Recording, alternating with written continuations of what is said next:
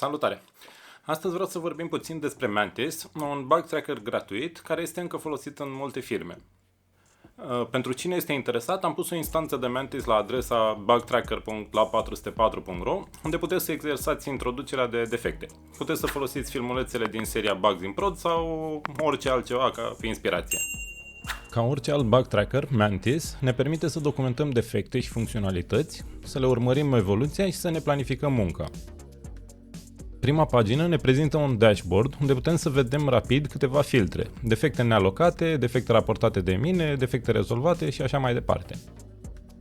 Putem să filtrăm defectele în funcție de proiect, selectând proiectul dorit din partea dreaptă sus. Folosind opțiunea View Issues, putem să folosim filtre predefinite sau să ne creăm unul nou cu ce opțiuni dorim. Dacă dorim să selectăm mai multe valori dintr-un câmp, trebuie să activăm opțiunea Advanced Filters. Ca să raportăm un defect nou, folosim opțiunea Report Issue. Aici introducem toate informațiile relevante pentru defectul raportat.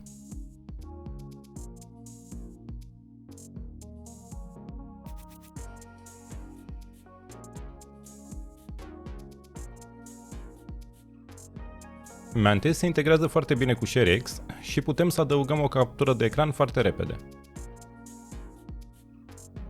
Opțiunea Changelog ne arată toate modificările care au fost implementate în versiunea curentă.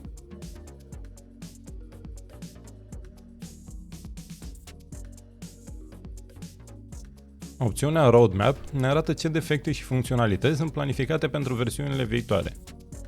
Interfața este mai învechită dacă o comparăm cu Jira, dar faptul că este un soft gratuit încă îi oferă o popularitate crescută, în special în proiectele și firmele mici.